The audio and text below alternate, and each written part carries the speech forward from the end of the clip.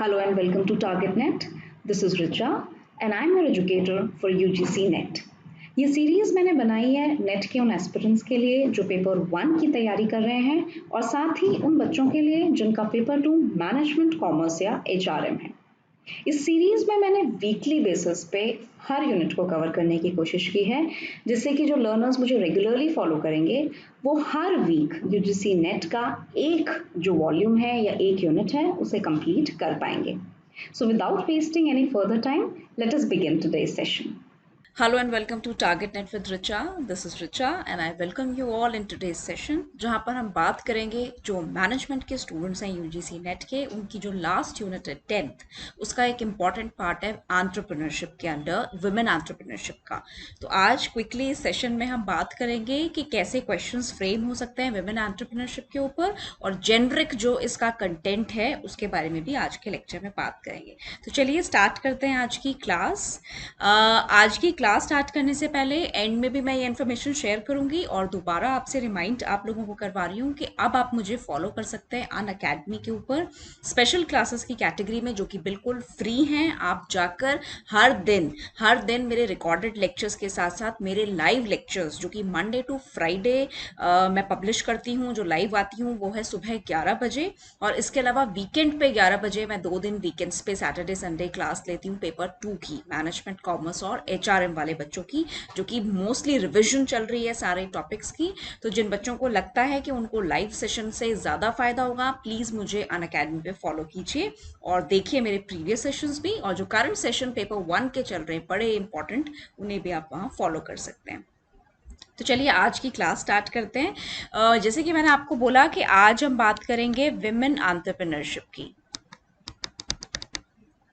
Women entrepreneurship की बात करेंगे तो उसी कॉन्टेक्स्ट में इस पेज पे आप भारत की कुछ नई एंटरप्रेन्योरशिप लेडीज जो हैं जो फ्लैगशिप प्रोग्राम्स लेके आ रही हैं उनका फोटोज देख रहे हैं। मैंने ट्रेडिशनल पिक्चर्स से इनको रिप्लेस किया है क्योंकि ये है हमारे नेशन का face of the nation women entrepreneurship को लेकर। और दूसरा जो मैंने एक इंपॉर्टेंट कोट मैकेंसी का ऐड किया है which is very important in context of women entrepreneurship जिसमें कि बोला है कि इंडिया अपनी टोटल जीडीपी में 18% का मुनाफा कर सकता है 2025 तक अगर वो सिर्फ विमेन जो कैंडिडेट्स हैं या विमेन जो पॉपुलेशन है हमारी टैलेंटेड उसको मौका दे इक्वल जॉब अपॉर्चुनिटीज का। यानी कि अगर आप उन्हें इक्वल अपॉर्चुनिटीज का मौका देंगे तो जिन कामों में वो इन्वॉल्व होंगी और जिस तरह कंट्री की इकोनॉमी रेज होगी वो लगभग 18% जो होगा 18% जो है उससे इंक्रीज होगी, उससे शूट होगी। तो इसी थॉट के साथ स्टार्ट करते हैं आज की क्लास।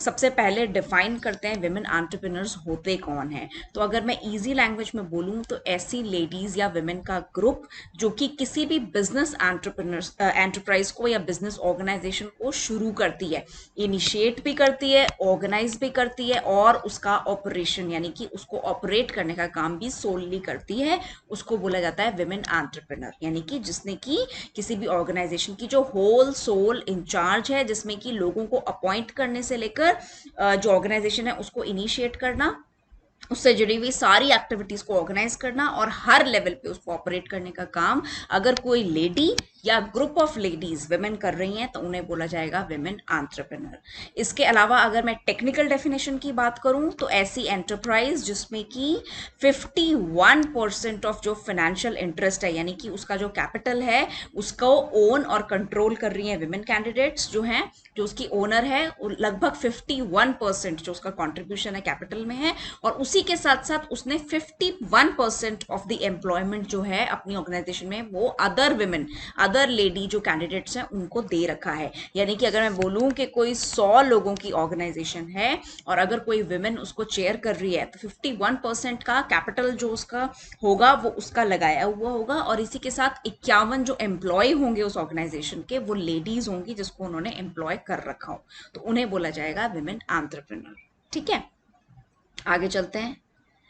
इसके अलावा अगर मैं जेनरिक बात करूं, जो बच्चे बिल्कुल अनअवेयर हैं इन चीज़ों को लेकर, तो आप सभी जानते हैं कि आजकल की पर्सनल और इकोनॉमिकल नीड्स को मीटअप करने के लिए, पर्सनल और इकोनॉमिक लेवल पे इंडिपेंडेंट होने के लिए, अपने पैरों पे खड़े होने के लिए, ये चैलेंजिंग रोल जो लेडीज निभाती हैं हमारी सोसाइटी में, उन्हें बोला जाता है विमेन एंटरप्रेन्योर। और उनमें कुछ नया करने की, कुछ पॉजिटिव करने की, और इक्वालिटी को लेकर और इसके अलावा देखो इनबिल्ट क्वालिटीज होती हैं एक एंटरप्रेन्योर की। इनबिल्ट क्वालिटीज क्या होती हैं? अगर मैं विमेन एंटरप्रेन्योर्स की बात ना भी करूं, तो जो इंडिविजुअल्स इनोवेटिव होते हैं, जो रिस्क टेकर होते हैं, जो नए आइडियाज जो हैं उनको लेकर पॉजिटिव होते हैं, और क्या करते हैं, स्क्रैच से नई चीजों को स्टार्ट करने में बिलीव करते हैं, और जिसे आप कहते हैं ऐसी चीजों में घुसते हैं, या ऐसी चीजों को के बारे में विजन करते हैं या सोचते हैं जो कि पहले अनछुई हो, यानी कि अनटच्ड चीजें हों, लेकिन उनको उसमें बिजनेस प्रोस्पेक्ट्स दिखाई देते हैं। तो यही डेफिनेशन जो है वो इम्प्लाई होती है विमेन के ऊपर भी।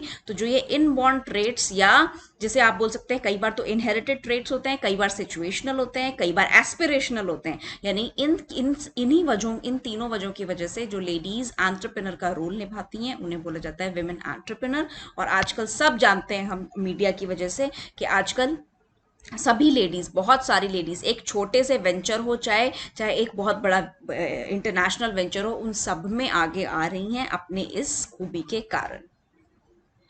अब देख लो यहाँ पे कुछ कॉमन बातें मैंने लिखी हैं विमेन एंटरप्रेन्योर्स को लेकर, कि क्योंकि आजकल बोला जाता है ना कि इकोनॉमी में सबको कंट्रीब्यूट करने की ज़रूरत है। अगर हम चाहते हैं कि हमारी कंट्री बहुत आगे जाए इकोनॉमिक पर्सपेक्टिव में, तो सभी के कंट्रीब्यूशन की ज़रूरत है। और उसी कॉन्टेक्स्ट में जो ये लेडीज़ होती हैं, ये आजकल आप देख रहे हैं हर सेक्टर में, आईटी, इंडस्ट्रीज, हॉस्पिटैलिटी से लेकर सभी सेक्टर्स में जो हैं वो लेडीज़ आगे आ रही हैं। इनफैक्ट स्मॉल स्केल इंडस्ट्रीज जो हैं हमारी, उनमें भी विमेन जो लेडीज़ हैं उनका कॉन्ट्रीब्यूशन काफ़ी हद तक है। तो इस स्लाइड में मैंने वही जेनरिक बातें लिखी हुई हैं, एग्जाम के परस्पेक्टिव से कुछ बहुत ज़्यादा इंपॉर्टेंट नहीं है, बट विमेन एंटरप्रेन्योर्स के बारे में मैंने इसमें आपको एक ब्रीफ इंट्रो दिया है। अब एग्जाम के पर्सपेक्टिव से जो इंपॉर्टेंट चीजें हैं वो अगली कुछ स्लाइड्स में आप देखेंगे।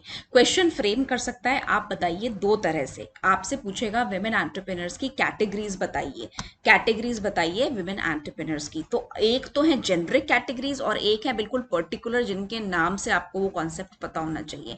तो अगर मैं पहली कैटेगरी की बात करूं जिसमें जेनरिक टर्म्स दी हुई हैं, तो वो है फर्स्ट, सेकेंड और थर्ड कैटेगरी के विमेन एंटरप्रेन्योर्स। अब फर्स्ट कैटेगरी के एंटरप्रेन्योर्स क्या होते हैं? जो कि बड़ी सिटीज की ऐसी विमेन पॉपुलेशन जो कि टेक्निकली और प्रोफेशनली क्वालिफाइड हैं, और वो नॉन ट्रेडिशनल आइटम्स, यानी कि जो नॉन ट्रेडिशनल आइटम्स होते हैं जैसे कि ब्यूटी रिलेटेड प्रोडक्ट्स हो गए, फूड इंडस्ट्री हो गई, कॉटेज इंडस्ट्री, मतलब इस तरह की चीज़ों से नहीं, बल्कि बड़े हाई एंड चीज़ों को लेकर साउंड फाइनेंशियल पोजीशन, यानी कि उनको फाइनेंशियली कोई प्रॉब्लम नहीं है, बट क्योंकि उनको प्रोफेशनल और टेक्निकल एक्सपर्टीज है और उनका नेचुरल इंक्लिनेशन है इस तरह के बिजनेस को स्टार्ट करने में, उनमें जो होती हैं उन्हें बोला जाता है फर्स्ट कैटेगरी के एंटरप्रेन्योर्स, विमेन एंटरप्रेन्योर्स।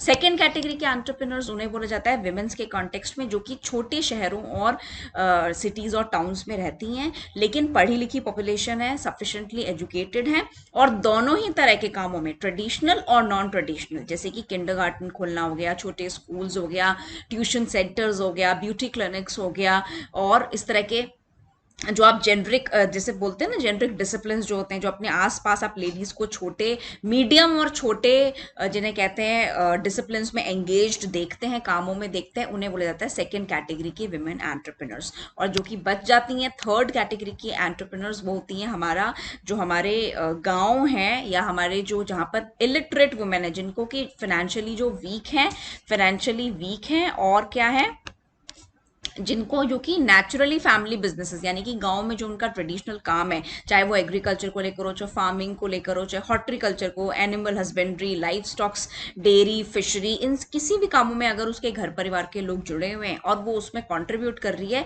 और उन कुछ चीज़ों को लीड कर रही है, तो उन्हें बोला जाएगा थर्ड कैटेगरी की एंटरप्रेन्योर्स। आई होप आपको ये तीनों टर्म्स अब इनके कॉन्टेक्स्ट के हिसाब से याद रहेंगी।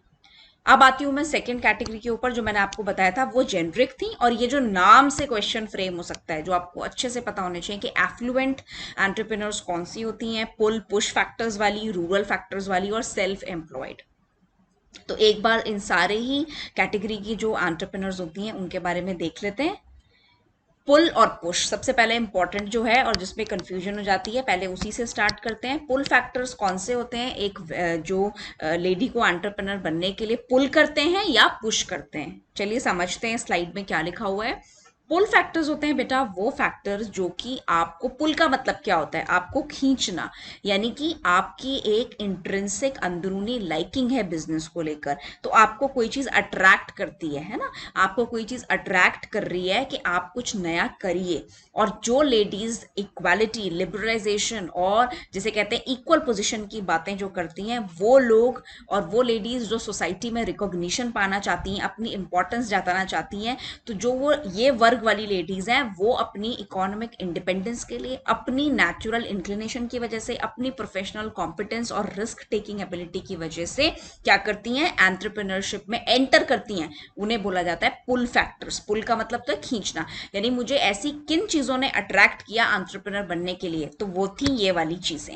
वहीं ऑन द कॉन्ट्ररी, पुश का मतलब होता है unnecessarily, when you are pushing और एक्सर्टिंग फोर्स, यानी कि आप पुश तभी करते हो ना जब आप धक्का देते हो, यानी कि आपको जानबूझ के आप नहीं जाना चाहते थे बट आपको एक पुश दिया गया जिसकी वजह से आपने एंटरप्रेन्योरशिप जो थी उसको ज्वाइन किया। और वो पुश फैक्टर्स जो होते हैं वो सैडली वो सारे फैक्टर्स होते हैं जो कि नेगेटिव हैं या परेशानी से भरे हुए हैं। जैसे कि आपके घर का जो मेंबर है, फैमिली मेंबर है, जो कि ब्रेड अर्नर था आपकी फैमिली का, या पैसा कमाने वाला मुख्य व्यक्ति था, उसकी डेथ हो गई है, आपकी फैमिली इनकम में सडनली फॉल आ गया है किसी सिचुएशन की वजह से, आपको परमानेंट जो इनकम है वो आपकी बंद हो गई है जिसकी वजह से आपको इकोनॉमिक क्राइसिस हो रहा है, या फिर आप इस तरह की कैटेगरी को बिलोंग करते हैं जिसमें आप देख रहे हो बहुत ही कम है, इसमें लिखा हुआ है category of push factors form a negligible percentage, यानी कि अगर 100% लोग इन 5 कैटेगरी में फॉल करते हैं तो पुश फैक्टर वाली जो एंटरप्रेन्योर्स होती हैं लेडीज, उनका परसेंटेज सबसे कम होता है। लेकिन रीजंस क्या होती हैं? कोई भी ऐसी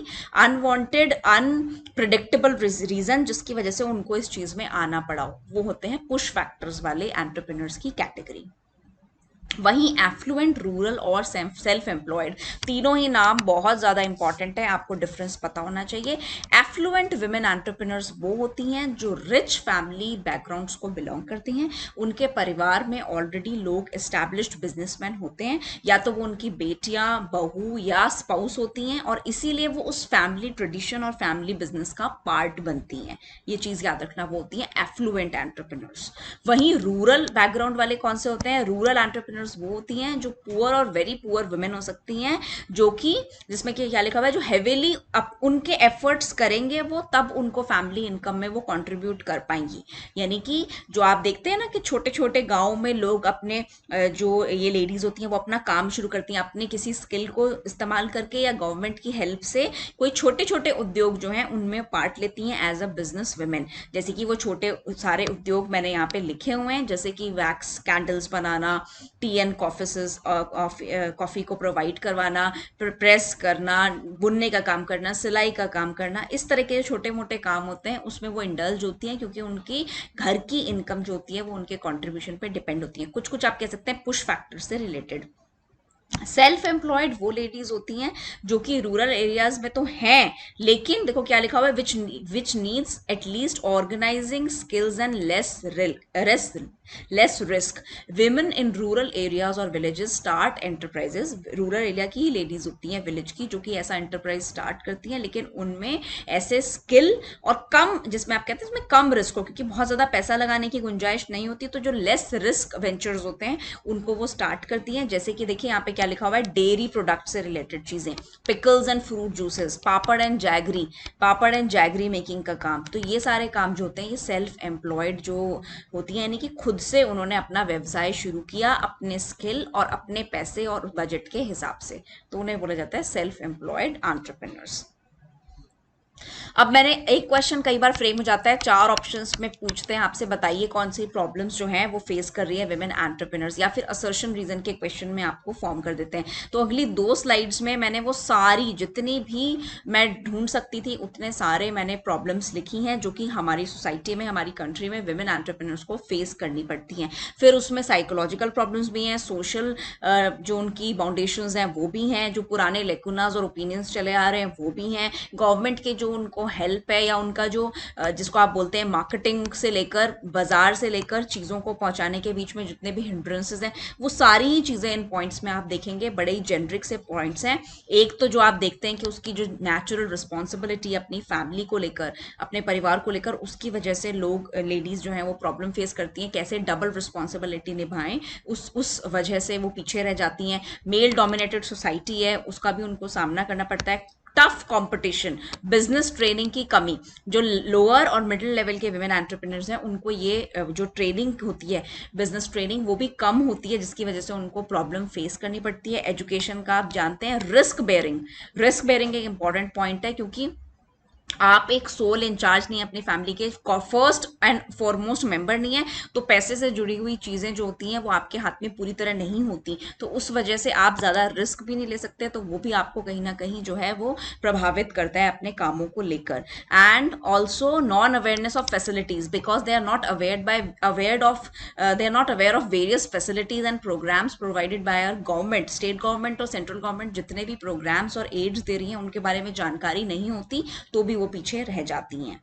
इसके अलावा देखो साइको सोशल बैरियर्स मैंने लिखे हैं। अपनी सेल्फ इमेज जो होती है लेडीज की आंखों में वो बड़ी कमजोर और बेचारी होती है, उन्हें लगता है कि हम ये चीजें नहीं कर सकते, उस वजह से वो पीछे हो जाती है। मोटिवेशन का फैक्टर हर किसी के पास नहीं होता कि लोग उन्हें मोटिवेट करें उनके स्किल्स और उनके पसंद की चीजों को काम करने को लेकर, तो वो प्रॉब्लम हो जाती है। डिस्क्रिमिनेशन यानी कि उनके साथ भेदभाव करना। Role conflict is the role that they have to play within their houses and outside their houses, किस काम को ठीक से करें, इस वजह से जो प्रॉब्लम होती है उसे बोला जाता है रोल कन्फ्लिक्ट। और सेल्फ कॉन्फिडेंस की कमी की वजह से भी प्रॉब्लम्स को फेस करती हैं। इसके अलावा देखो और भी मैंने कुछ पॉइंट्स लिखे हैं आपके लिए, सारे जेनरिक पॉइंट्स हैं। कई बार लीडरशिप की क्वालिटीज नहीं होती, ऐसा हमेशा नहीं होता लेकिन कई बार ऐसा होता है। कई बार उन्हें डर होता है हारने का और चीज़ों के खराब होने का या फेलियर्स का। इसके अलावा फ्रीडम की जो प्रॉब्लम है लेडीज की हमारी सोसाइटी में, वो भी। तो इन सारी चीज़ों का सामना करना पड़ता है उसे साइकोलॉजिकल लेवल पे, जब वो एंटर करती है किसी बिजनेस वेंचर में या सोचती है किसी बिजनेस वेंचर में एंटर करने के बारे में। सजेशंस क्या हो सकते हैं? देखो सजेशंस ये हो सकते हैं, एक तो आप उन्हें मल्टीपल प्रोग्राम्स जो गवर्नमेंट के हैं उनसे अवेयर कराएं, जितने भी सब्सिडीज हैं, जितने भी फाइनेंशियल एड्स हैं, जितने भी ट्रेनिंग के एवेन्यूज हैं वो आप उनको अवेयर कराएं, जितनी भी फाइनेंशियल असिस्टेंस है वो उन्हें मिले। इसके अलावा उनके प्रोडक्ट का परफेक्ट लिंकेज हो, यानी कि अगर आप कुछ डेवलप कर रहे हैं अपने एंड पे तो मार्केट तक उसे कैसे पहुंचाना है, सर्विस सेंटर्स तक कैसे पहुंचाना है, उसकी सुविधा उनको दी गई हो। और उनकी एजुकेशन, जो उनकी टेक्निकल और प्रोफेशनल ट्रेनिंग जुड़ी है उस स्किल को लेकर, उसके बारे में अगर आप हेल्प करेंगे तो आप ओवरऑल विमेन एंटरप्रेन्योरशिप के कॉन्सेप्ट को सपोर्ट कर पाएंगे। अब देखो ये कुछ अगला जो क्वेश्चन फ्रेम होता है जनरली वो ये होता है कि आपसे कोई योजना पूछ लेते हैं या कोई प्लान पूछ लेते हैं, गवर्नमेंट की कोई पॉलिसी पूछ लेते हैं या कोई ऐसा इंस्टीट्यूट पूछ लेते हैं जो विमेन एंटरप्रेन्योरशिप के ऊपर काम कर रहे हैं। तो मैंने यहाँ पे अगली 3 स्लाइड्स में वो सारे पॉपुलर इंस्टीट्यूट्स लिखे हैं। ये सारी फैक्चुअल इन्फॉर्मेशन है, आपको सिर्फ इंस्टीट्यूट्स के नाम, एब्रीवेशन और वो किससे रिलेटेड है, जेनरिक एंटरप्रेन्योरशिप की बात हो रही है या लेडीज की बात हो रही है, ये बाइफर्केशन पता होना चाहिए। जैसे कि पिछली बार मैंने देखा था ट्रेड के ऊपर क्वेश्चन आया था, which is trade related entrepreneurship assistance and development. इसके अलावा क्रीड पे भी आया था। इसके अलावा सेवा फीवे देख लो, federation of Indian women entrepreneurs and self employed women association, ये दोनों भी इंपॉर्टेंट है। इसके अलावा हमारे जितने भी बैंक्स हैं, नेशनलाइज्ड बैंक्स हैं, और सिडबी जो है हमारा state small industry development bank of India, जो कि स्मॉल स्केल इंडस्ट्रीज को लेकर फाइनेंस प्रोवाइड करता है, उसमें भी विमेन को लेकर जो जो प्रोविजंस हैं वो आपके लिए एक तरह के सपोर्टिव मेजर का काम करते हैं। तो ये सारे के सारे जो सपोर्टिव मेजर्स हैं ये आपको एक बार पढ़ने हैं। डोमेस्टिक एजेंसीज भी हैं कुछ जो महिलाओं को हेल्प करती हैं इस तरह के बिजनेस या वेंचर्स को सेटअप करने में, जैसे कि कुछ सेल्फ हेल्प ग्रुप्स भी हैं। Department of women and child development, जिसको कि आप department of women and child development कहते हैं, DOWCD या WCD, जो कि मिनिस्ट्री ऑफ HRD के अंदर काम करता है, वो भी बहुत सारी हेल्प और असिस्टेंस प्रोवाइड करता है। इसके अलावा international agencies, UNCTAD and WTO जैसी एजेंसीज। इसके अलावा centre for international private enterprises, और स्वीडन की भी कुछ एजेंसी का मैंने यहाँ पे नाम लिखा हुआ है, और United Nations development fund for women, एक इंटरनेशनल ऑर्गेनाइजेशंस हैं जो कि क्या कर रही हैं, इंटरनेशनल एजेंसीज हैं जो कि नेशनल और इंटरनेशनल फोरम पे इस तरह के प्रोग्राम्स की असिस्टेंस प्रोवाइड कर रही हैं। ये मैंने कुछ लिस्ट यहाँ पे ऐड की है हमारी फेमस एंटरप्रेन्योर्स की। इसमें नए और पुरानी एंटरप्रेन्योर्स वेरियस डिसिप्लिन्स में आप देखेंगे, नाम आपने सुन रखे होंगे, उन सबके नाम ऐड किए। एक बार आप इन्हें ज़रूर देख लेना। ये भी कई बार ऐसा होता है कोई एग्जाम्पल दे रखा हो कि इसमें से आप बताइए कौन कौन से हैं और कौन से नहीं, तो आपको रूल आउट करना आना चाहिए। एंड फाइनली कुछ फेडरेशंस और एसोसिएशंस, एक एक नाम जो मैंने इसमें लिखा है ये इंपॉर्टेंट है। कई बार इस पे क्वेश्चन फ्रेम हो जाता है और हमें एग्जाम के पॉइंट टाइम पे याद नहीं रहता कि इसकी एब्रीवेशन क्या थी।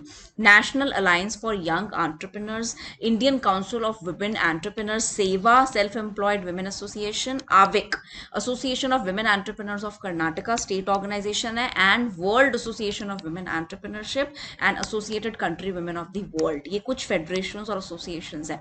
तो आप देख रहे हैं कुल मिला के विमेन एंटरप्रेन्योरशिप के टॉपिक पर जो एग्जाम में क्वेश्चन आ सकते हैं वो हैं डेफिनेशंस को लेकर, टाइप्स और कैटेगरीज को लेकर, और डिफरेंट जो एसोसिएशंस और ऑर्गेनाइजेशंस हैं उनको लेकर। और इन सारी ही चीज़ों को मैंने इस प्रेजेंटेशन में कवर किया है। आप बाद में इस लेक्चर को दोबारा देख के जो इसमें मैंने ऑर्गेनाइजेशंस लिखी हैं उनके बारे में भी चाहें तो एक या दो दो लाइन के शॉर्ट नोट्स बना के उसको आप रिवाइज कर सकते हैं। ठीक है, so that was all for today. Thank you so much and do follow me on the Unacademy platform every day at 11 a.m. Monday to Friday paper 1 चल रहा है वहां पर, और सैटरडे संडे को मैं लेती हूँ कॉमर्स मैनेजमेंट और HRM की classes. That was all for today. Thank you so much.